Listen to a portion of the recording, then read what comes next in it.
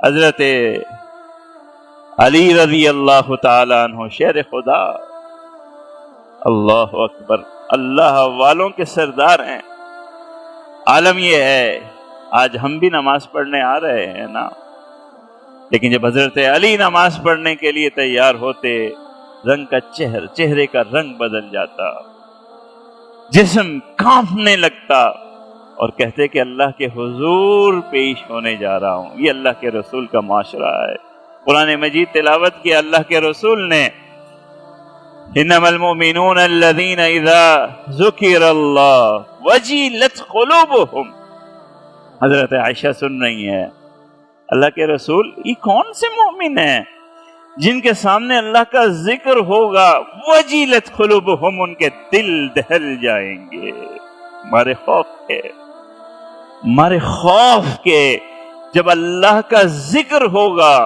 مومن اللہ کہہ رہا ہے قرآن میں ایسے بھی ہیں جب اللہ کا ذکر ان کے سامنے ہوتا ہے، مارے خوف کے ان کے دل دہل جاتے ہیں، کانپنے لگتے ہیں۔ حضرت عائشہ کہتی کوئی گناہ گار ہیں، کوئی شرابی ہوں گے آنے والے زمانے میں، کوئی اتنے گناہ گار ہوں گے کہ اپنے گناہوں پہ جب ان کی نظر پڑے گی اور جب اللہ کا ذکر ہوگا تو دل مارے خوف کے ان کے پھٹ جائیں گے، دہل جائیں گے۔ اللہ کے رسول نے کہا نہیں، یہ وہ لوگ ہیں جو راتوں کو تہجد گزار ہیں، دن کو روزہ رکھنے والے ہیں، نمازیں پڑھنے والے ہیں، اپنا مال اللہ کے راہ میں خرچ کرنے والے، یہ میرے صحابہ ہیں۔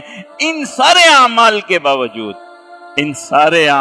باوجود، راتوں کی تہجد کے باوجود، دنوں کے روزے کے باوجود، مال متاع اللہ کی راہ میں خرچ کر جانے کے باوجود، کسی نے اپنی اولاد کو اللہ کی راہ میں شہید کروا رکھا ہے، کسی کا والد شہید ہوا ہے، کسی کا شوہر شہید ہوا ہے، ان سارے اعمال کے باوجود میرے صحابہ ایسے ہیں جب ان کے سامنے اللہ کا ذکر آتا ہے تو مارے خوف کے ان کا دل دہل جاتا ہے کہ ہمارے یہ اعمال قبول بھی ہوئے ہیں یا نہیں ہوئے، ہماری یہ نمازیں قبول بھی ہوئی ہیں کہ نہیں ہوئی، ہمارے یہ روزے قبول بھی ہوئے ہیں یا نہیں ہوئے۔ یہ اللہ کے رسول کا معاشرہ ہے، اور آج ہمارا معاشرہ ہے۔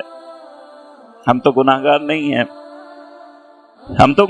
نہیں ہیں نا، ہمارا اطمینان دیکھیے چہروں کا۔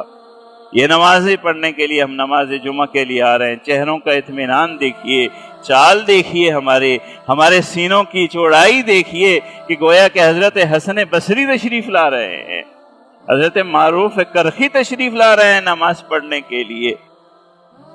یہ اطمینان کہاں سے ہے؟